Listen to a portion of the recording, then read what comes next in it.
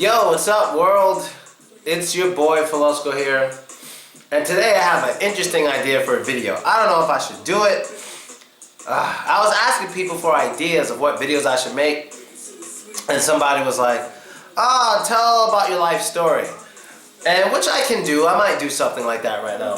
And somebody also wrote, the most popular comment was they wanted me to go outside and speak to people and see how they learn English. Now, first of all, I don't like speaking to random Russians in Moscow. Don't like it at all. So if I'm going to do that, I have to be with other Russian people. So if you live in Moscow and you want to go out with me someday and speak to random people, hey, let's do it. At least one guy I have to be with in order to feel a little comfortable out here. So maybe one guy, two guys, hey, we'll make the video together. It'll be a lot of fun, but I'm not going out there to do that by myself in Moscow. I'm black. I don't feel like someone trying to slap me. I don't feel like slapping nobody. If I go to jail here, I'm screwed. So I have to be careful. But I would like to make that video. Anyone who's in Moscow, comment on my VK page. Be like, hey, let's go do it sometime. Sure, we can go do it together. Sounds like a good idea. But now I'm going to have a segment in my... No, I'm going to have this video. I'm not going to make a segment. Something about my life story. And this is something I want to tell. It's a very interesting story. And of course, I remember it very well. And this is about the first time I ever left the country. And where I went, and why I went there, and stuff like that. So, you know what? Let's get to it. This song reminded me of it, so I guess I'm gonna tell it. So, I got a story to tell. It was me and my friend Dre. Me and my friend Andre. We used to hang out all the time. This white guy, you know, he's mad cool. We used to hang out every single day. Like, you couldn't find us separate. You couldn't separate us. We had to see each other every day. We had to chill every day. We had to do something, you know. And basically, he's one of the people, and I'll probably get to that story later. He's one of the people that taught me how to party, how to drink, and how to do those things. Unlike most people, I didn't start drinking until I was like 22. You know, I started doing these things very late in life because I didn't want to party. I didn't want to drink. I just wanted to, you know, be calm. I just wanted to hang out with some friends and just have fun without doing bad things. I didn't even like saying bad words. Now I'm like, fuck, nigga, shit, pussy, cunt. Like, I'm always saying bad words. But before this guy, I didn't like doing that stuff. So one night we went out. We went to the club called Webster Hall in New York City. If you're in New York City, you gotta try Webster Hall. It's a lot of fun. Just don't be surprised if guys grab you at random, because they do that a lot at Webster Hall. They want to dance with you, they'll just grab you. You just gotta be like, slap them in the face, you'll be fine. And when we were there, we weren't having much fun that one night. That one night was so boring. We were like, you know, and we used to walk around the club to try to find girls to dance with and talk to, but this night was just so bad. And I was like, yo, bro, I'm ready to go. He was like, you know what, Phil, let's do one more. Let's do one more. And I was like, one more what? He's like, let's walk around one more time. And I was like, all right. So we walk around, and we're about to leave the exit. We're about to go out the exit. And he goes, Phil, that girl right there staring at you, she wants you. Now, one thing about Andre, he was always right when he said a girl wanted me. He was always right, 100% right. He was never wrong with that. And I was like, which one? He was like, the short one. So there was a short brunette and a tall blonde girl. The tall blonde girl looked good. The short brunette was alright, but the tall blonde girl was bad, right? So he's like, the short brunette. I was like, whatever. I talked to her, you talk to the tall blonde girl. So I say, hey, I introduced myself to both. He introduced himself to both. I'm speaking to the short brunette, and I'm hearing the tall blonde girl speak to him, but something sounds familiar in her speech. And I was like, okay, hold on, to the short brunette. And I turned to the tall blonde, I was like, hey, where are you from? She's like, Austria. And I was like, Austria? Yeah, you may be from there, but where were you born? She's like, I just spent most of my life in Austria. And I was like, okay, but where were you born? Like, really? And she was like, Russia. And I was like, oh, you're from Russia. And of course, we start talking. And back then, I spoke Russian very well. I would say around 2009 and 2010, around there, my Russian was peaked. This shit was crazy. You can ask anyone who knows me of Contacte for 4 more years. My Russian was awesome like 3 or 4 years ago. It was sick. So we start speaking Russian to each other and whatever. And obviously, I impressed her.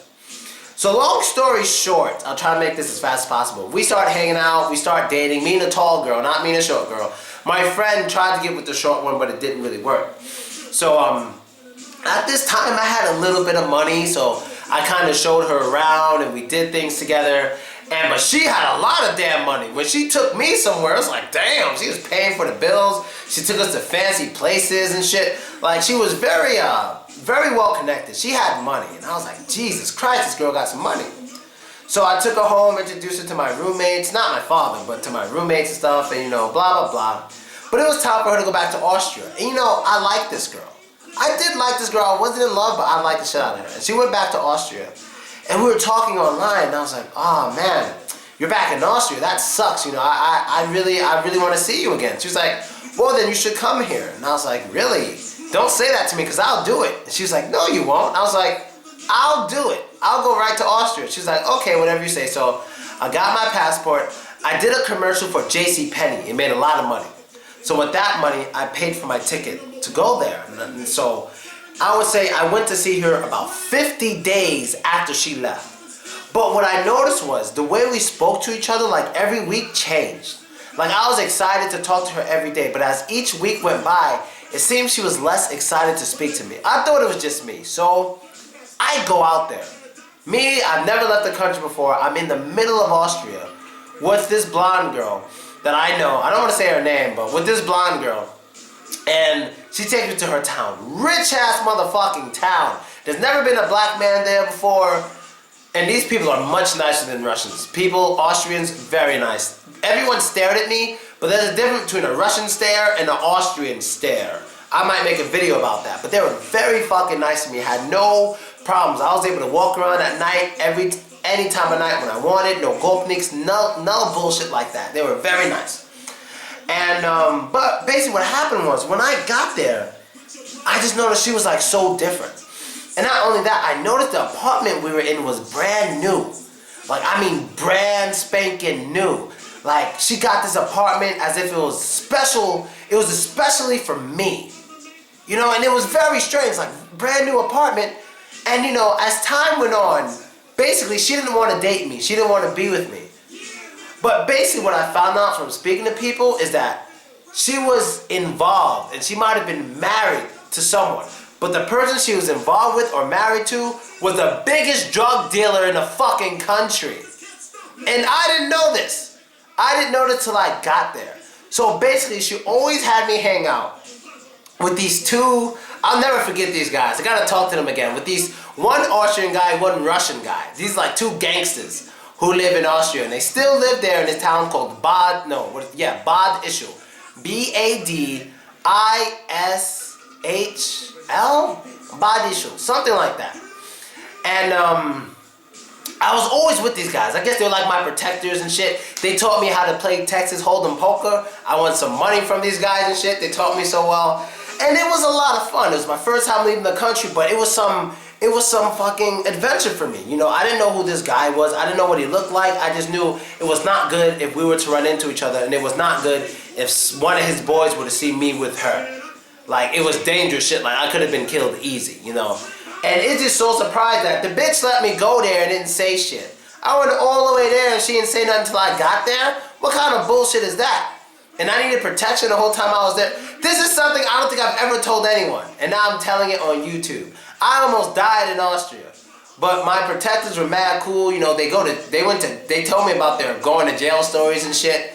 They're like, I went to jail for this, I went to jail for that. And it was like Russian accent, German accent. It was just a lot of fun. I was like, cool. This is great. This is what I expected. The shit was awesome. And that's my Austria story. And that's my story with this tall, blonde Austrian girl. After I came back to America, we really never spoke. I didn't cry or anything like that. When I came back, I had a real good summer in America. Real good summer. She wasn't one of those girls I fell in love with and I was depressed. I might get to one of those stories later, but nah, she wasn't one of them. It was fun though. She was older than me, and it's a Biggie Smalls song. He's smoking weed. Just ignore it. She was older than me and all that stuff, and that's really it. So if I decide to get into more stories about special girls in my life, who were in my life, I might do it, but I will never reveal names. So if one of these girls watch it and they comment under it or some shit, I'm like, you're an idiot, because no one knew it was you until you said something. So, and that's basically it. And I'm out. Oh, and she might have been a spy, but I don't feel like getting into that. Later.